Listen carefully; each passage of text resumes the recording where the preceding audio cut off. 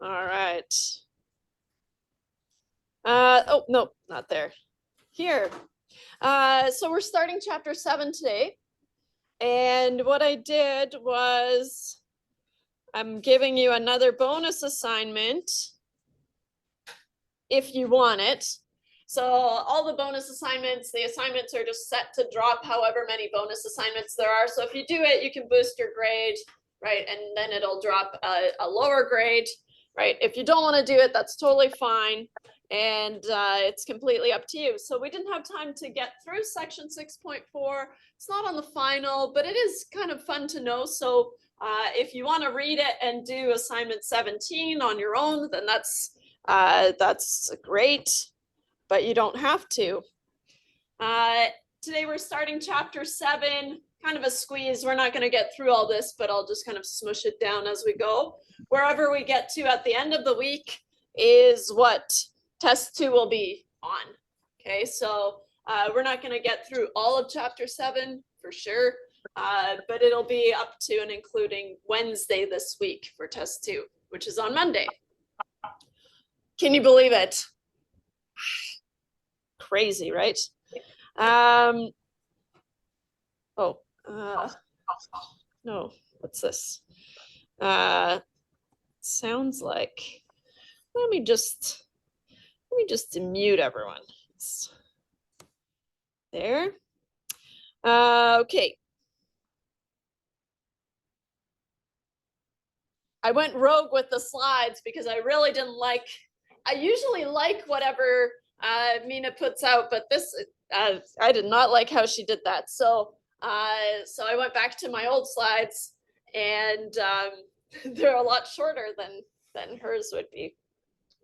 So today we're starting inference for numerical data.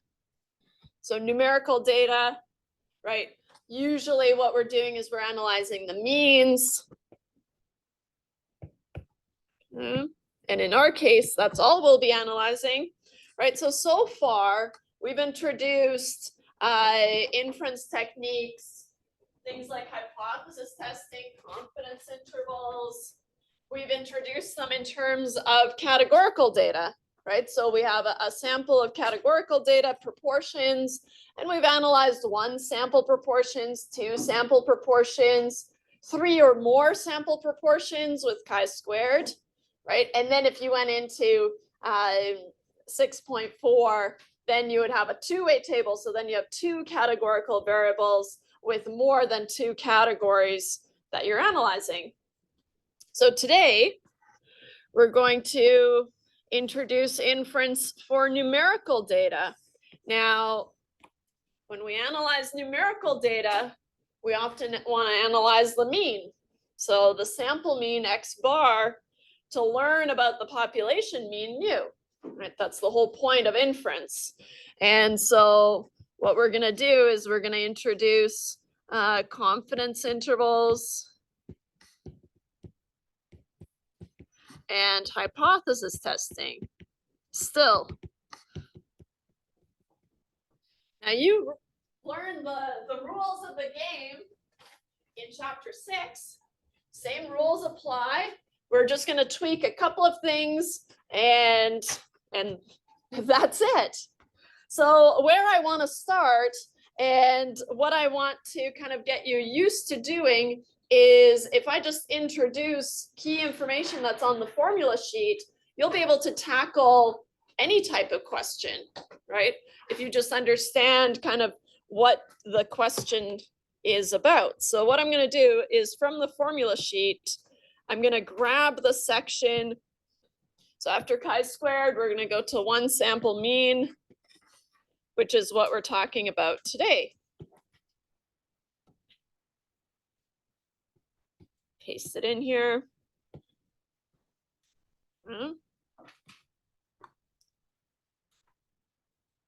So just as a roadmap, we're going to introduce 1 sample mean. So I have 1 sample and I want to analyze the mean, which means I want to compare it to some value, right? Is it less than that value? Is it different from that value? Is it greater than that value? Same deal from 1 sample proportions, right? But now we're talking about means. Then we move on to two samples. Now for means, those two samples can be paired or independent. And they're depending on what the scenario is, that determines how we analyze it. Okay. And then we're not probably going to have time to talk about ANOVA, but if we have more than two means or two samples, then we can analyze those means using an ANOVA, which is usually for a later course anyways. Okay. But so there are methods for doing all of these things. So just like before, the central limit theorem, which we worked on for proportions, and now we could do the same thing. Remember that lab where you had, you drew a random sample of size 50, and then I gave it to you, I did it 100 times over, and then you looked at the distribution of those p-hats, looked approximately normal. We could do that for means as well, but we're not going to. And so here, this is from the central limit theorem. Says that X bar follows a normal distribution, so it'll also follow a normal distribution. That's what we're used to, centered on mu, which is the population mean. Is that the door? With a standard error or a standard deviation, but it gets confusing because it's the standard deviation over root n, right? And so now we call this the standard error of X bar.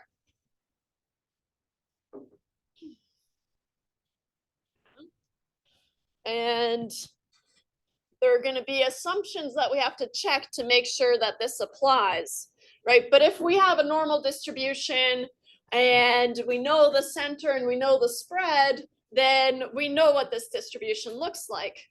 Okay.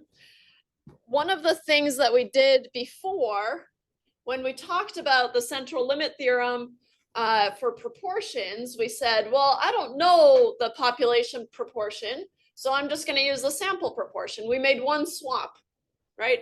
We said, well, I don't know that, so I'm going to use my sample proportion as a replacement. So now there are two issues.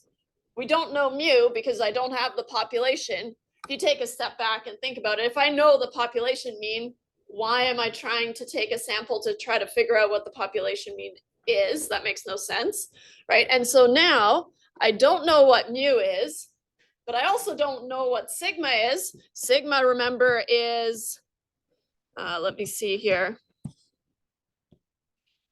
Since it's been a while, mu is the population mean.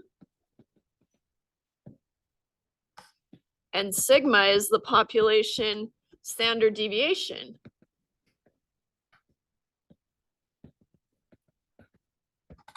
Okay. So now I can do the same thing. I can do the same move. I can say, well, if I don't know mu, then I can use X bar. And if I don't know sigma, then I can use the sample standard deviation S, right? And so let's write those down, I guess. X bar is the sample mean, and S is the sample standard deviation.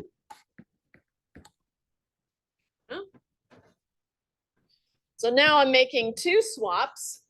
So it's kind of like rubbing your stomach and patting your head at the same time. You're doing two things. And so now what happens is we can't use the Z distribution any longer. And I'm not going to talk about why, but it's essentially because you're doing this. I can't do it.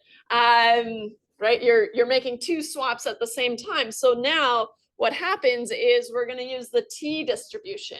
So today we're spending some time introducing the T distribution. Okay, but if we look at a confidence interval for mu, just ignoring T for a little bit, I'll tell you this, it is basically the same as Z, right? Basically, it's just got some quirks, okay? But what do we have? If I want to build a confidence interval, I've got my point estimate, my best guess for mu, right, is X bar, plus minus some critical value. So here, this is still my critical value We used to use Z star, right, to determine the width of my confidence interval. And so now we're swapping it for a T star, but that's all in quotes. And then my standard error of X bar is S over root N. Yeah. So now this is the standard error of X bar. Technically it's this, but in an applied scenario, it's going to be S over root N because we don't have sigma, right? And so now notice that the confidence interval has that same point estimate plus minus a critical value times the standard error of the point estimate. It's the same layout that we're used to seeing, right? X bar plus minus, I'll just say T star for now, times S over root N. S over root N is the standard error of X bar.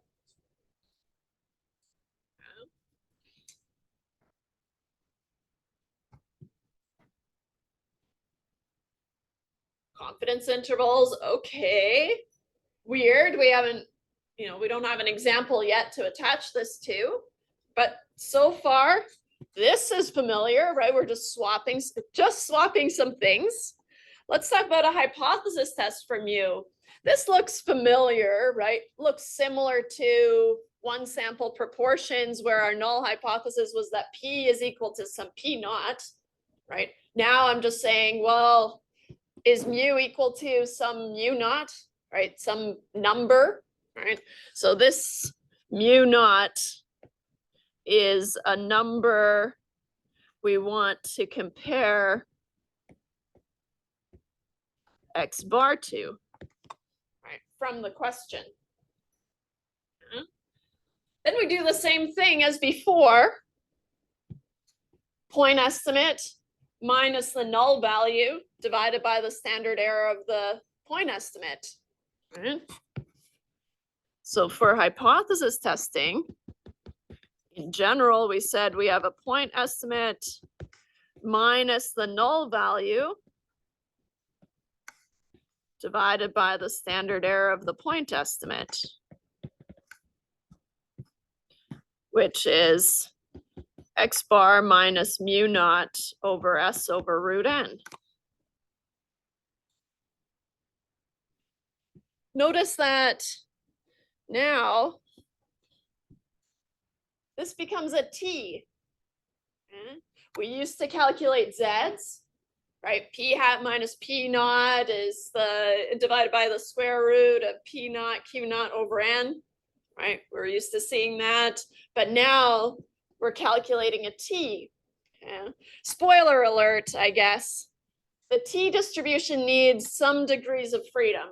And so that's the result of, patting our head and rubbing our stomach at the same time. We now have to use the T distribution, which requires some degrees of freedom. Luckily, the degrees of freedom is just, for one sample is just n minus 1. It's your sample size minus 1. So not too bad, right? Okay. Now what? Before we introduce the T distribution, which you've seen already, we've used the T table already, right? We used it to find critical values for confidence intervals as kind of a shortcut. And so now we're just going to use the length of that table. And if you go back to it, it's got the degrees of freedom on one side. And that's where these guys come in. But let's talk about the assumptions. Let's get those out of the way. And then we'll talk about the T table. So as long as the observations are independent, which really is saying what? It's saying randomly sampled is the best way to ensure that they're independent. Okay. And the population distribution is not extremely skewed. Yeah. Then a large sample, so notice here, a large sample which is hard to gauge. What's a large sample? So we're going to use any sample size larger than 30 is large enough. So n greater than or equal to 30 is large enough. Depending on what field you're in, I've seen some psychology research that has to say a sample size of 15 is large enough, which is a little bit yikes. But it really just goes back to, if you're drawing from a normal distribution, then you can handle a small sample size. But if you're drawing from a skewed distribution, then you have to increase your sample size and the mean will follow a normal distribution. And that's the central limit theorem. Okay, so we're going to say, okay, if the sample size is larger than 30, then we can assume that the sampling distribution, that the sampling distribution of the mean is nearly normal.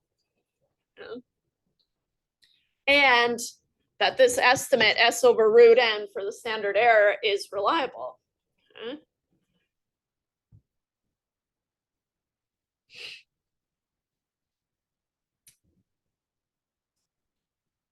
So this nearly normal distribution, right? It's going to hold for any sample size as long as you're pulling from a nearly normal distribution. If you take a mini version from a normal distribution, it'll be normal as well, right? That's just how it is, okay? And so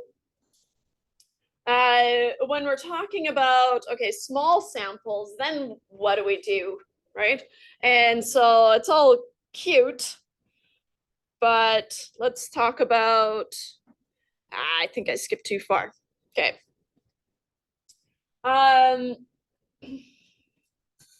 If you have a small sample size, so for small samples, so less than 30, let's say, then what you have to ask yourself is, do I expect this distribution to be symmetric with very few outliers? We even allow for some outliers, but not extreme outliers, right? So it's fairly robust. It can handle some non-normality. It can handle outliers. And so in general, I probably shouldn't say this out loud, but I don't really care about the assumptions so much for means questions, because it'll always be satisfied, and we go ahead and we do the analysis anyways. And so in terms of checking the assumptions, I'm more concerned about checking them for the proportions questions than for numerical data. But as a summary, the conditions that we have to satisfy are randomness, right? So independence, the data come from a random sample, okay, or from a randomized experiment, but we're going to focus on samples. Normality, the population has a normal distribution, but in practice, though, it's enough that we just have a symmetric single peaked distribution. Okay. And for the independence condition to be satisfied, we saw, and I kind of skimmed through it, the n less than 10% condition for proportions. And so now we're going to tweak it a little bit, but the population must be larger than the sample, say at least 20 times as large. Okay? Otherwise, you've sampled too much of the population and then you lose independence, right? And so that's rarely a problem. Okay. So when these conditions are satisfied, then we can say that X bar follows a normal distribution centered on mu with a standard error of sigma over root n, which is something that we're relying on. So here's a note. We don't know sigma, so we estimate it using the standard deviation S. Or if you're reading reports or kind of articles or whatever, usually they just report the standard error. So just be careful. Some of the questions in the assignments and things give you the standard error, which is S over root n. So if you wanted S, then you'd have to solve for it. All right. So here, the standard error is S over root n. So sometimes that's a little kind of sneaky thing. It's meant to save you time, but I often get questions about it, so that's why I mention it here. So the t distribution. We used to teach it as if you would know sigma. So now we're saying, okay, we don't know sigma, obviously, because what does that mean? It means you had information on the entire population at some point. You wrote down sigma, and then you threw everyone back into the pond, and now you're frantically trying to guess what the mean is. Makes no sense. And so usually, or almost always, right, we don't know what sigma is. And so now we use the t distribution. So some facts about the t distribution. It's centered at 0, just like the z distribution. Okay. The shape is bell-shaped, okay, but the tails are thicker than the normal distribution. Okay. And so I've got a slide here. So the dotted line here is the normal distribution, which is your z. And so that's the curve that we're familiar with, right? Still centered on 0. It's got a very similar shape, right? Bell-shaped. But what's the difference here? We're making room in the tails by kind of coming down a little bit. And what does that room signify? The area under the curve, right? This is a probability. When I make more room in the tails, I'm increasing the probability of seeing those things, right? Those more extreme values. Okay. So going back to the previous slide here. So the tails are thicker, okay, which means the probability is higher, right? And so the observations are more likely to fall beyond 2 standard deviations. Remember, we've been using kind of as a rough guideline, right? Any z beyond 2 standard errors away from the mean or from the null value, right? We've considered extreme, and oh, sorry, is there someone there?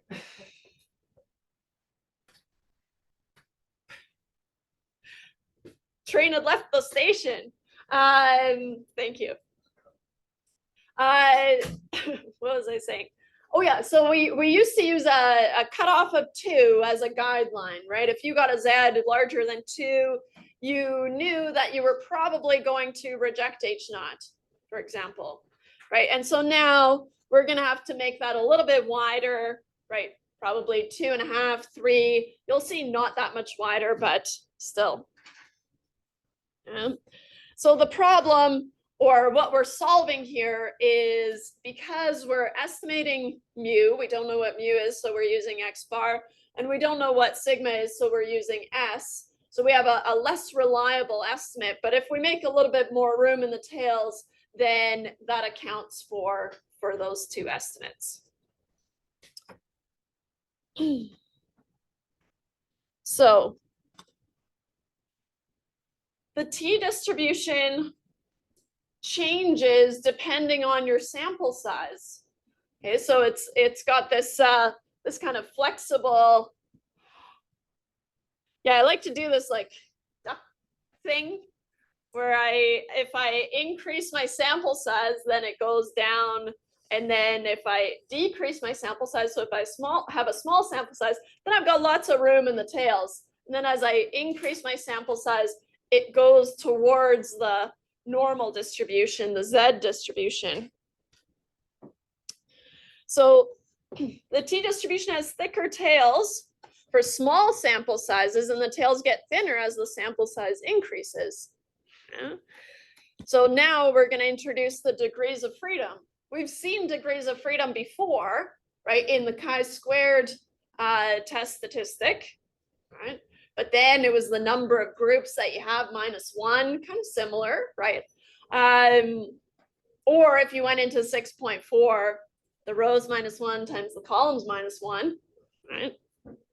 So we've seen degrees of freedom before, but now we have to calculate them for numerical values. So now we're going to use n minus one. And it is on your formula sheet, right? And you can even glance ahead to the paired data, the independent samples, right? I give you what the degrees of freedom are. Okay. So the degrees of freedom is directly related to your sample size, right? It's just your sample size minus one. Okay. So as you increase your sample size, your degrees of freedom is increasing as well. Okay. So here, kind of should have been in color, I guess. But the darker line is the Z distribution. And then if we have 10 degrees of freedom, which means we have a sample size of 11, right?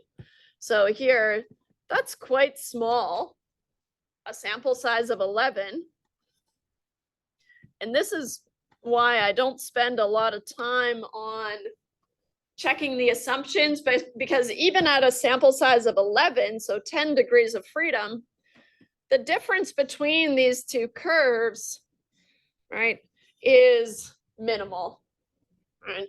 And so already at a sample size of 11, it basically looks like a normal distribution, right? And so 5 degrees of freedom, which is a sample size of 6, sample size of 3, sample size of 2, right? That's when we're down here. That'll never happen, right? But then we make lots of room in the tails. Why? Because if I have a sample size of 2, which is crazy, then that's not very representative of my population at all, right? There's a lot of movement here that we're allowing for, right? And so you would say, well, I want to increase my sample size to get a more reliable estimate, right? And that's why, because you've got these very thick tails.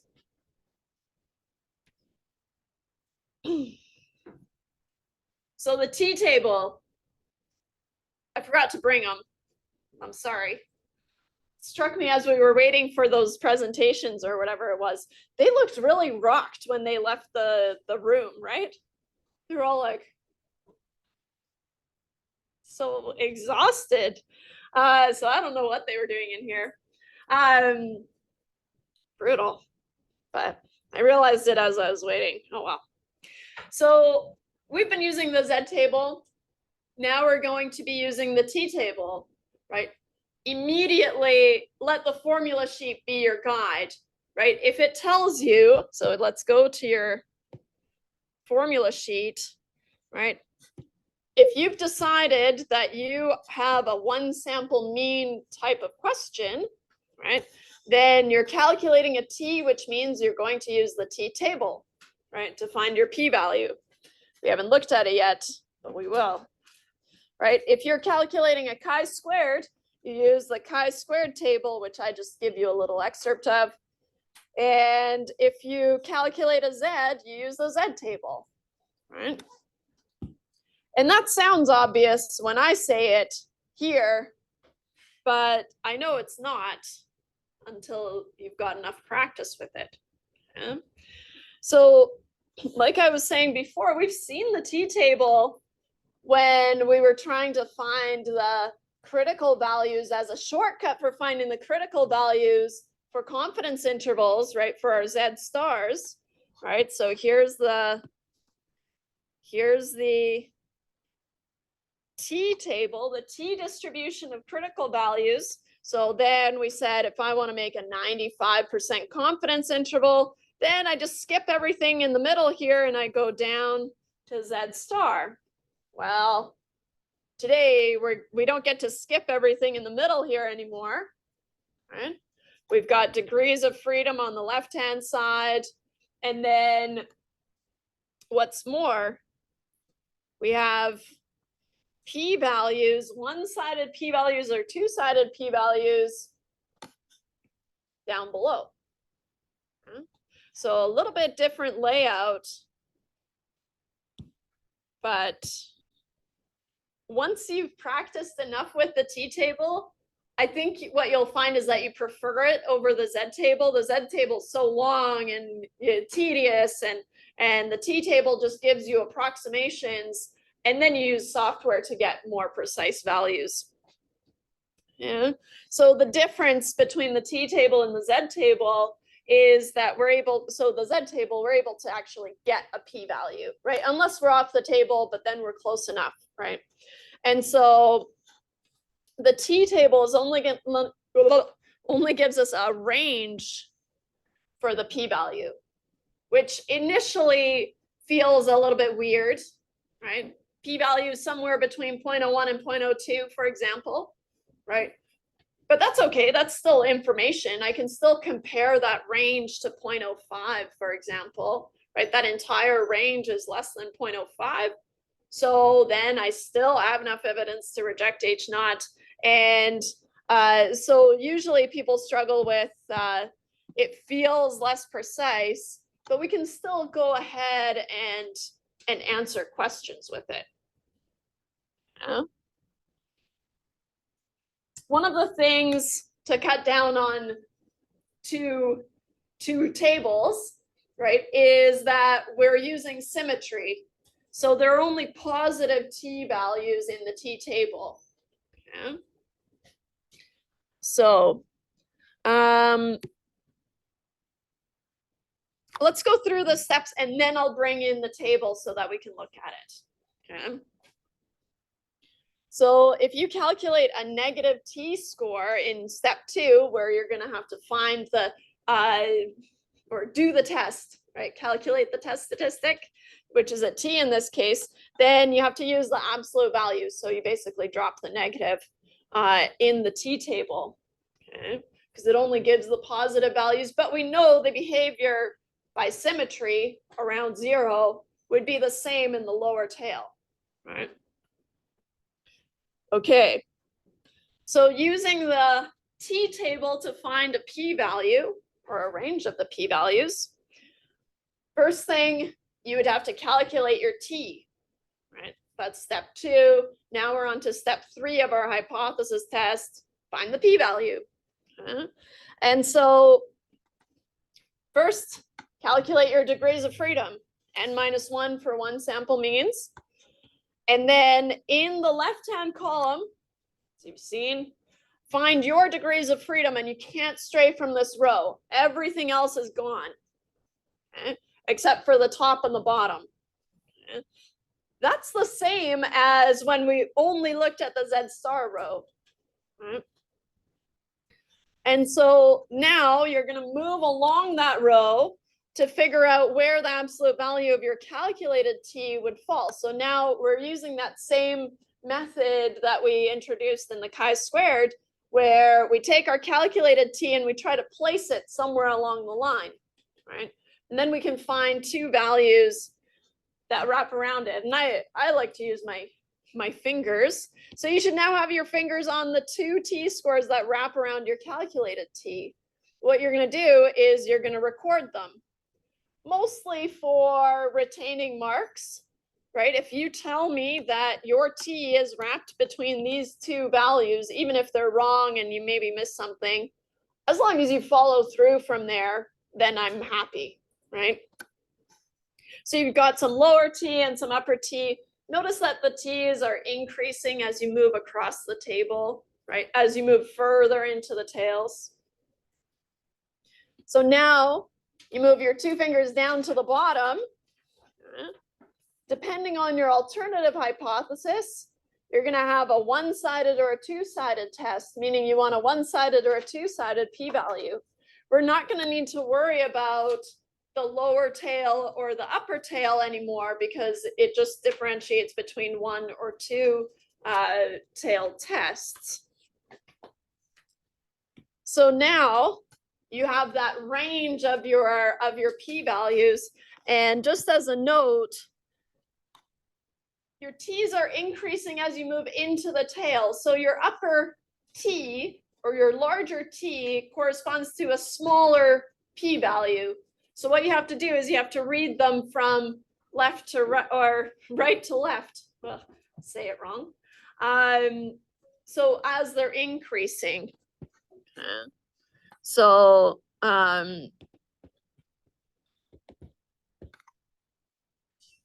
and then you're going to record the range of the p-values. So how you write it is your p-value is somewhere between your lower p-value and your upper p-value. And then you can still compare that range to the alpha level, right? If it's less than the alpha level, then you have enough evidence to reject H0. Those rules all stay the same, right? So we know those, or we kind of know those. And when I saw this at first, can't really see it, but I don't know what a p-value is. And at this point, I'm too afraid to ask, which is usually how people feel. You've got this idea, okay, p-values seem to be important. She says it a lot. But what is it? It feels like this intangible thing. And I get that. I totally get that. And it's just going to take time, okay? But p-values are how we make our decisions in our hypothesis. How? It's the probability of seeing something as extreme or more extreme than what we saw, assuming the null hypothesis is true. Now, if that probability is super small, right? If the p is low, then the null hypothesis must go, right? So then if that probability is very small, then we reject H0 in favor of HA, right? There, it's easy, guys. No, it's not. I know that. How about we do an example? I'm going to start with the hypothesis testing because, as you know, there's a lot more kind of work that goes into hypothesis testing, and then I've got a confidence interval. Okay. We could use the same example to build a confidence interval, but that feels boring. So the level of dissolved oxygen, which we're going to abbreviate DO, in a stream or a river is an important indicator of the water's ability to support aquatic life. That feels important. A researcher measures the dissolved oxygen level at 15 randomly chosen locations along a stream.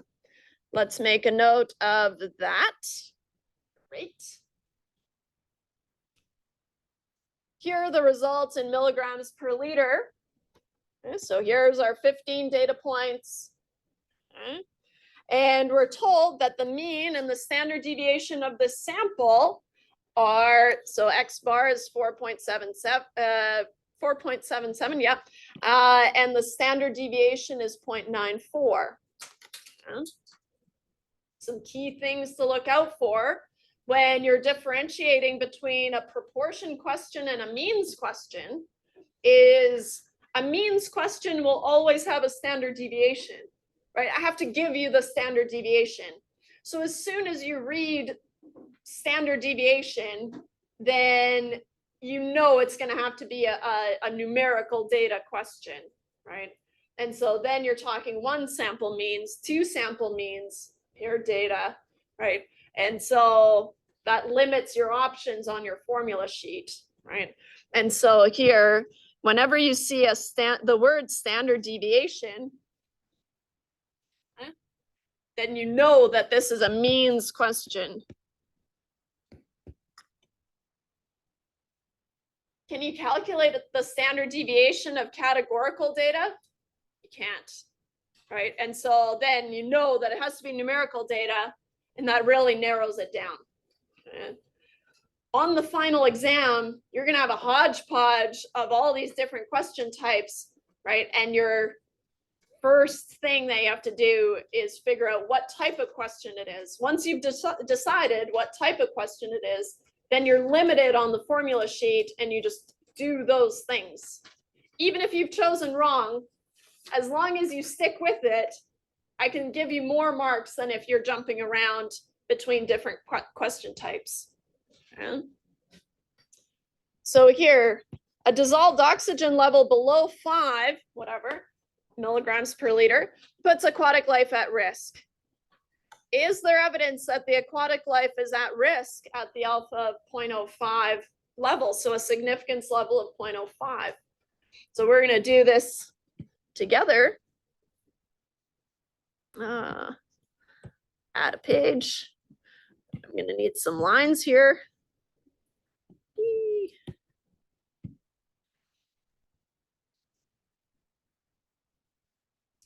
First thing we're going to do is check the assumptions.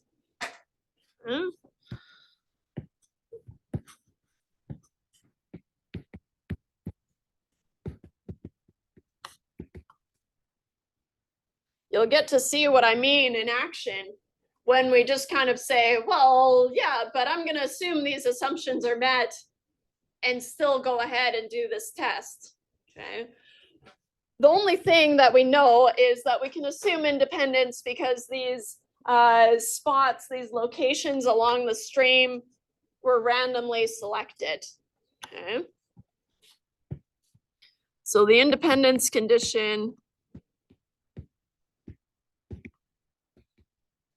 the locations were randomly sampled.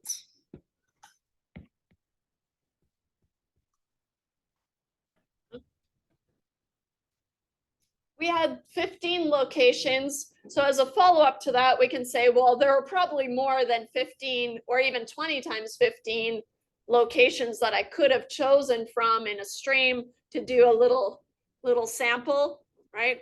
And so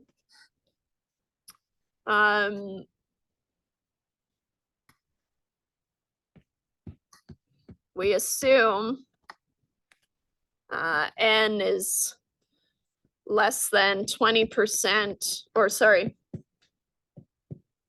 maybe we should stick with 10%. Actually, I'm not even going to do this one because like I said, I don't care about it so much. The normality condition, let's just reduce it to 2 conditions that in the end we need to check for. The normality condition is, okay, N was 15. We have a sample size of 15, right? Which is less than 30. So what do we have to assume? We have to assume that these measurements follow a normal distribution. You could check it if you had this data in Excel. You can make a histogram and make sure that it looks approximately normal. But without being able to do that, I just have to declare that I assume it looks normal and then go ahead. Okay. So N is equal to 15 is less than 30. So we assume the data follows an approximately normal distribution.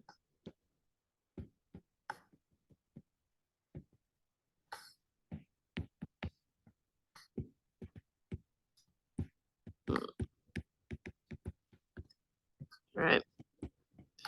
We could, I'll say could, because we're not going to, right? Just saying that you assume that that's true is fine, okay? But you have to declare it. So we could make a histogram to confirm.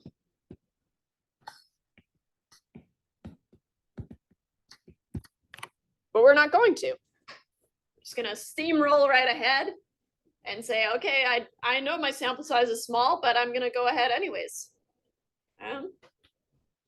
Which is usually how it goes. So in terms of the assumptions that you have to check, there's way fewer for means questions than there are for proportions. So now we're ready to do our hypothesis test. Another thing, the assumptions for hypothesis testing versus confidence intervals for proportions were slightly different, right? Now for means, these assumptions are the same. So we would check these assumptions or state these assumptions rather. It's usually how we're doing it. And then that works for both the hypothesis testing and confidence intervals. So it's a lot less work. Our hypothesis test, step 1, state the hypotheses.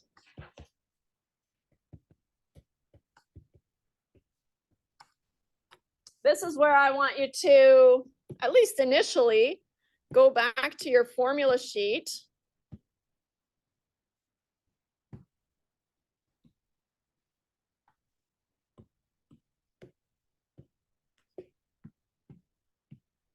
And really make use of your formula sheet. So we're starting with the hypothesis test.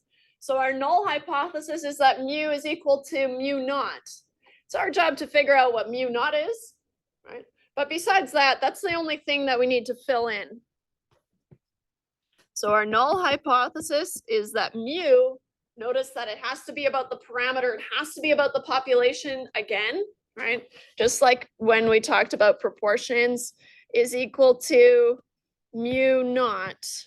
Now this is going to be the number from the question. So let's go back to our question. We're told that the sample mean is 4.77, okay?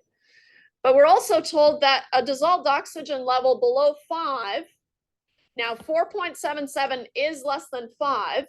What we want to know is if it's significantly less than 5, right? That's when we're in trouble. You're allowed to be a little bit less depending on the standard error, right?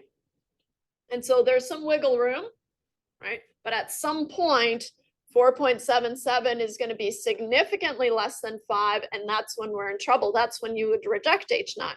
So this 5 is the value that I want to compare my sample mean to. So now, for us, we have a null hypothesis that mu is equal to 5.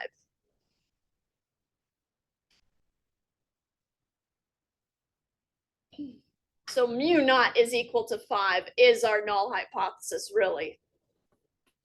Our alternative hypothesis, whatever you have up top, again, has to get dropped down. And I have to be talking about 5 still, otherwise it doesn't make sense, right? So I need to be consistent. Those are the same rules as for proportions. The only thing that changes here is the sign. That's going to come from the question, right? If you want to know if there's a difference, then you do not equal to. If it's less than, you use less than. If it's greater than, you use greater than, right? And so here, we said that any level below 5 is bad, right? So that's the only thing I care about. It seems to be fine if it's greater than 5. So I'm only concerned about it being below 5. Okay. If I'm only concerned about one extreme, that makes it a one-sided test, right? When do you need that? You need that in step 3. So I like to write it down here, right? Beside here. So this is a one-sided test, or one-tailed if you prefer. Okay.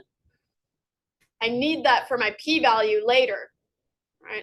So there's always that disconnect because we established it way in step 1, and then we don't need it until step 3 when we're trying to figure out what tail we need.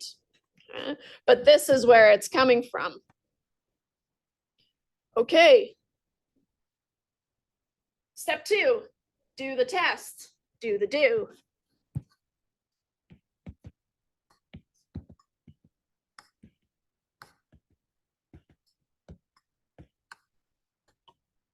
From your formula sheet, right? You're doing a hypothesis test. It gives me the null hypothesis. It gives me the test statistic, right? So the test statistic is a T. So often in industry and just in life, we call it a t-test.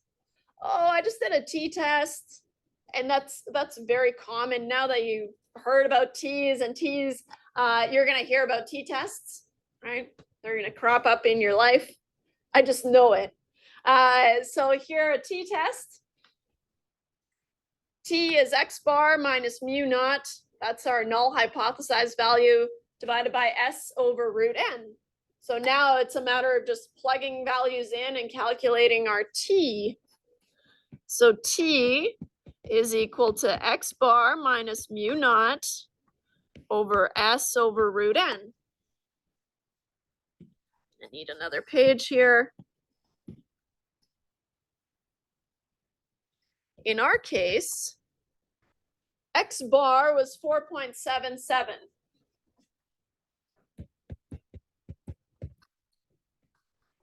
I want to know how far is 4.77 from mu naught, which is 5. When I take into account the standard error of X bar, which is S over root N, which was 0.94, I think, but let me just confirm, yeah. 0.94 divided by the square root of 15. Let's grab a calculator here. Probably already have it. 4.77 minus 5. I'll show some work here. Negative 0.23 divided by 0.94 divided by the square root of 15 divided by 0.2. Oh, it's going to be close here.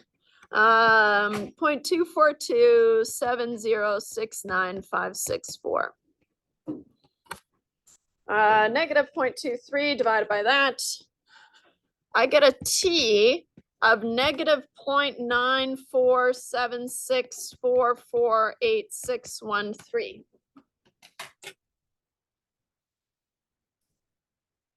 That's not very far, right? What's this telling me? This is telling me that 4.77 is only 0.948 standard errors below 5, right? Below because it's negative. That's not very far. I'm not concerned about that, right? We said 4.77 is less than 5, but it doesn't seem to be significantly less than 5. It's kind of in that wiggle room area, right? Thinking about, okay, so here I'm definitely standing at the desk, right? Even here you would say, oh, I'm standing by the desk, right? So there's that wiggle room, okay? So our T tells us that 4.77 is not that far below 5. Okay? We're still going to use the p-value to communicate that it's not that far. Okay.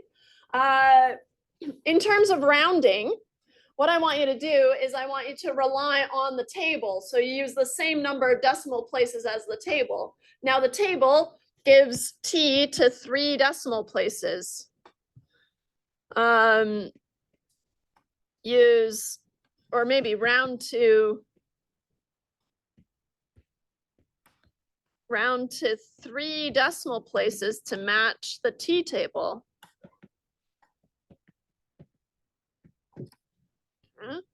So then I'm going to say that T is roughly 0.948, negative 0.948.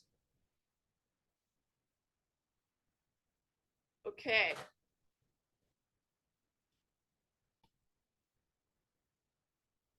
So now I've got my test statistic. Step 3 is find the p-value.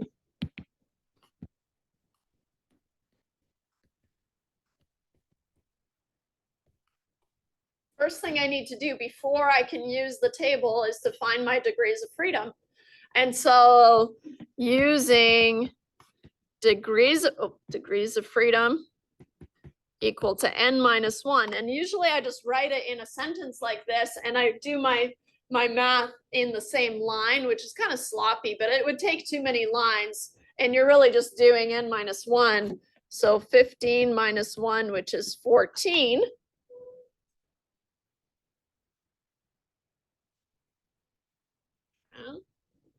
So I have 14 degrees of freedom. So now what I can do is I'm going to go to the T table. Okay.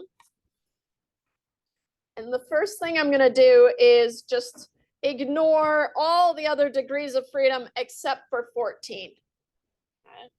And so here we have 14 degrees of freedom. Your sample size isn't going to change, right? And so that's why you're not allowed to float around in this table anymore. Unlike the Z table where we were able to kind of move around a little bit, right? I always have 15 as my sample size, so I have 14 as my degrees of freedom. And so now what you're going to do is you're just going to ignore all the rest of this and only focus on the 14 degrees of freedom line. And these are T's, right? These are T's moving out into the tail. These confidence levels still apply. Oh, do you think you can build a confidence interval already for means? I think you can. Build a 95% confidence interval with 14 degrees of freedom. Okay, I used to go all the way down to the Z star, but how about I just stop at 14 degrees of freedom instead? We're not doing that right now, but we will, so it's worth mentioning. Okay, so now down here at the bottom, I have my one-sided P's and my two-sided P's. The two-sided P's aren't really necessary. All they've done is multiplied by 2, right? You don't need that, but it's nice. It's nice to have. It's a nice to have. So, right, that's what we used to do. We used to have to find our one-sided p-value and then multiply it by 2 if we had a two-sided test. But here they've done it for us. Okay. So now what we're going to do is I'm going to just take a copy here and bring it into our notes.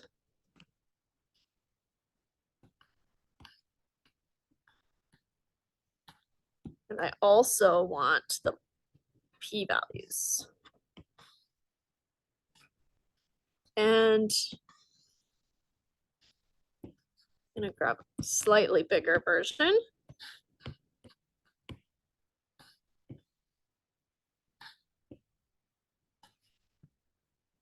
Try to make them match up here. There. So these keep going, right? It's a little chopped up. So now you've got your calculated T.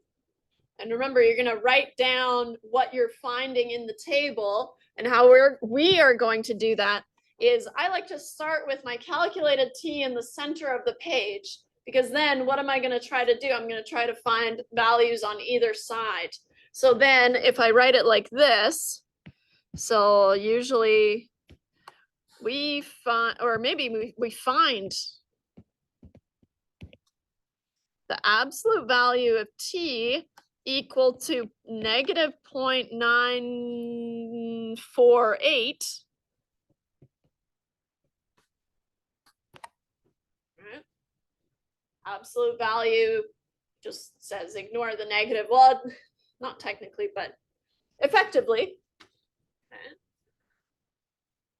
And now, because I have a hard time with inequalities, less than, greater than, I just always use the same inequalities. So I'm just always going to list them less than, less than. Right. Depends on how comfortable you are with inequalities. But I don't like them. So I just try to make it as structured as possible. Okay. And so here, let's just make a note that this is the absolute value.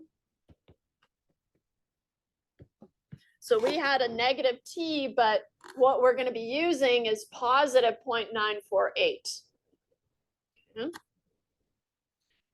So now, using the table with 14 degrees of freedom, we're going to find that if I take 0.948 and I try to place it along this number line, I'm between these two values.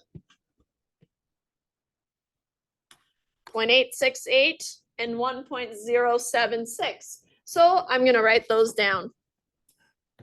T is between 0.868 and 1.076.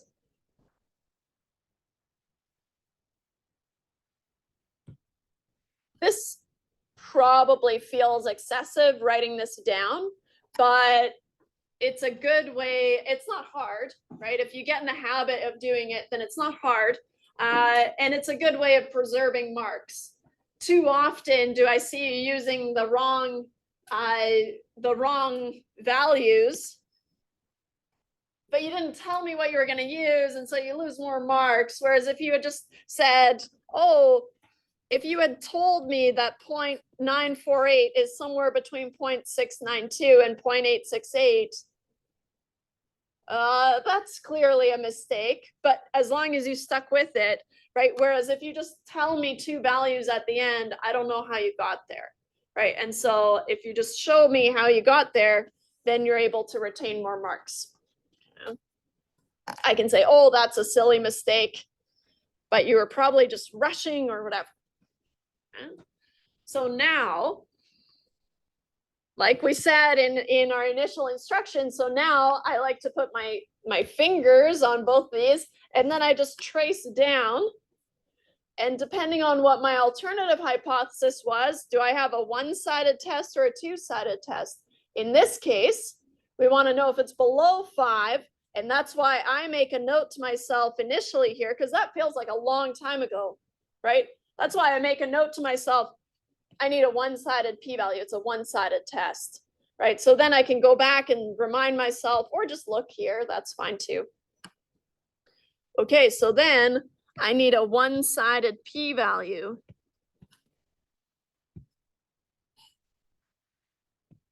So usually I have a little connecting word. You don't need to, but then I say again, starting in the center of the page, because again, I'm going to have p-values on either side, the one-sided p-value. And again, I like to use the same inequalities as I did above, right? Because I don't want to think about these inequalities more than I have to. So I've got a one-sided test, which means I need a one-sided p-value, which means that my p-value is somewhere between 0.2 and 0.15, but that doesn't make sense. It's somewhere between 0.15 and 0.2, right? As you move out into the tail, your t gets larger and larger, right? We see that t is increasing as I move out into the tail, but the area in the tail gets smaller and smaller and smaller. So then I have to read these from right to left. Okay, and so when I jot these down, right, 0.15 and 0.20, noticing that this came from here and this came from here, right? So you just do a little mental switcheroo, or just remind yourself that if I'm listing them from smallest to largest, I should probably actually do that, right? Or if you're super good at inequalities, you can change your inequality, but for me, that's confusing. So choose your poison, I guess. So now what? All of a sudden we have a p-value. It's not as precise as what we're used to, so that doesn't really feel good initially, right? But we know that the p-value is somewhere between 0.15 and 0.2. Good enough? Is that less than 0.05? No, right? 0.15, the lowest point that I'm giving here, is way larger than 0.05. So then this whole thing is larger than 0.05. So in terms of our conclusion, step 4, our conclusion, since our one-sided p-value, right, whenever you get the chance to show off all the components that you've thought about, right, do it. So say you have a one-sided p-value, or say you have a two-sided p-value. So since our one-sided p-value is between 0.15 and 0.20, it is not less than our alpha level of 0.05. It is not less than our alpha level of 0.05. So that means, right, same structure as before. We're comparing the p-value to the alpha level, right? That's our first part of our conclusion. Second part of our conclusion, which means I do not have enough evidence to reject H naught. Which means we do not have enough evidence to reject H naught. Therefore, the dissolved oxygen level is not below 5. Therefore, the dissolved oxygen level is not below 5. Yay. That's good for the fish. Usually we're hoping to reject H naught, but this is one of those scenarios where we're really scared to reject H naught. That would be really, really bad for fish dying and things like that, right? So it just depends on the scenario. Okay. How about a confidence interval, or any questions about that one before I go on? A lot of the same components, right? Compare your p-value to the alpha level. Then what's your conclusion in terms of H naught? And then finally, what's your conclusion in terms of the question? Right? Same components. Once you have the p-value, you're back to where we're used to being, right? All right, confidence interval. What I want you to think about is figuring out what type of question this is. We know it's going to be a one sample means question because that's all we've got, right? It's not a proportion question, but just talk yourself into it being a one sample mean question. So business bankruptcies in Canada are monitored by the Office of the Superintendent of Bankruptcy Canada, OSB. Included in each report are the assets and liabilities the company declared at the time of the bankruptcy filing. A study is based on a random sample, so that's good, of 75 reports from the current year. The average debt, and which is the liabilities minus the assets, is $92,172, with a standard deviation of $111,538. That standard deviation is larger than the mean, and that's a problem, but we're ignoring that. Why are these measurements? So it's not obvious, right, that this mean and the standard deviation are from this sample of 75, but they are, right? And so that's one of the things, right? Okay, it's going to be from the sample. So I've got one sample of 75 reports. I have the mean and I'm given the standard deviation, which was my trigger, right? Oh, okay, that means it's a means question, right? Then I'm restricted to the means part of my formula sheet. And so what we're given is N is 75. X bar is 92,172. S is 111,538. Now we want to construct a 95% confidence interval for the average debt of these companies at the time of filing. So if I want to make a confidence interval, right, then I can go to way up here on our formula sheet. noticing that the degrees of freedom is still n minus 1, regardless of which one I'm doing. All right. So in a way, I find it's more consolidated for means. So I've got x bar, my point estimate, plus minus my t star at n minus 1 degrees of freedom is what this is saying. So at n minus 1 degrees of freedom.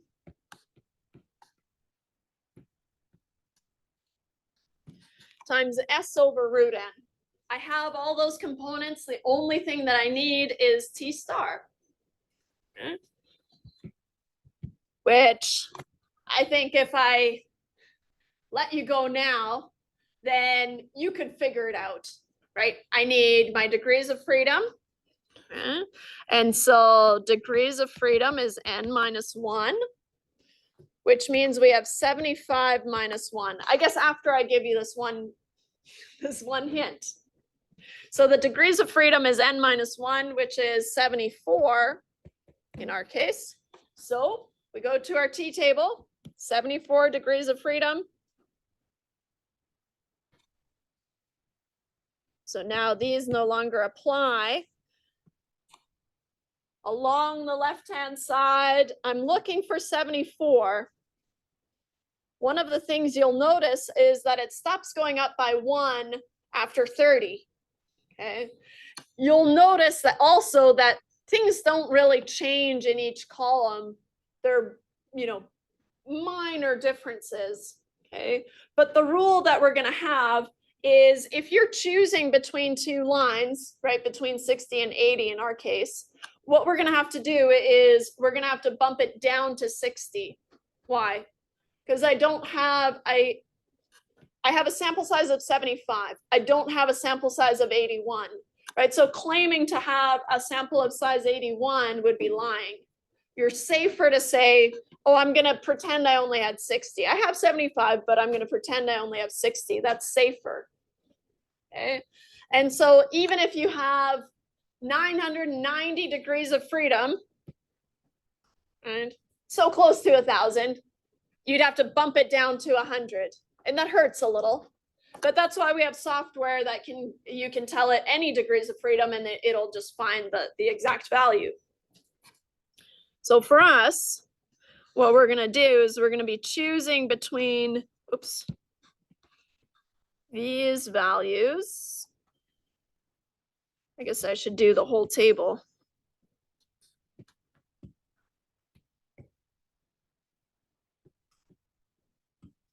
And I need the upper part for my confidence level.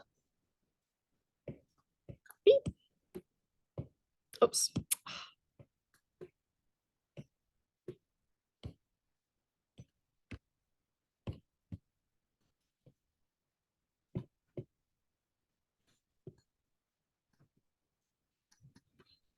Okay. So here, always round down when the exact degrees of freedom. So sometimes people want to do it for if the exact degrees of freedom, so say you have 27 degrees of freedom, which is on the table, then they want to go to 20 because they've learned this rule, but if it exists on the table, you use it. But if you're, so always round down when the exact degrees of freedom is not given, is not in the table. So for us, we're going to be using 60 degrees of freedom.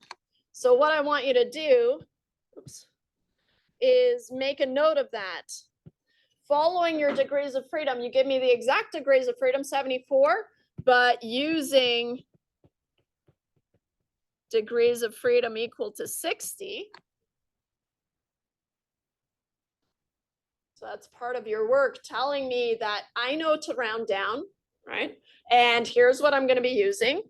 So then even if you do the wrong rounding, as long as you told me what you're going to use, right, then you're safer.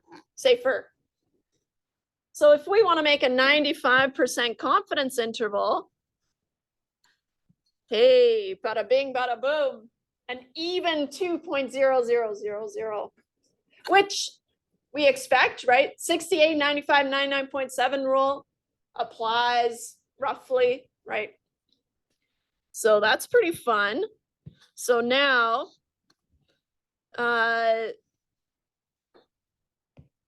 we find, I'm going to squeeze it up top here. T star is 2.000. So now I'm ready to construct my confidence interval T star n-1 S over root n. What were my values? 92, 172. Oops. Plus minus 2.000 times S, which was 111, 538. Divided by the square root of 75. You don't want to, your n is still 75. So one of the main mistakes that I see here is you get so caught up on your degrees of freedom and you end up wanting to use your degrees of freedom here, but your n is still 75, so that's what you use. And we're going to get some values, but I'm also running out of time, so I'll fill that in here afterwards. I think you get the idea. You do the math, because what's more important? The interpretation. We use the same interpretation as before. We are 95% confident the interval between, and I'm going to use A and B as placeholders. I'll fill it in before I post the notes. Between A and B captures the true mean debt, I think it was at the time, or the true average debt of these companies at the time of filing. Right, so again, you take from the question and reword it as an answer. Captures the true average debt of these companies at the time of filing.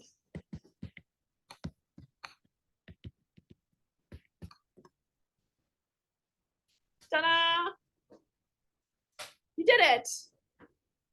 One sample means. So on Wednesday, we'll start 2 samples. Surprise. If you have any questions, let me know. Otherwise, I'll see you on Wednesday. Stop this recording. Oh.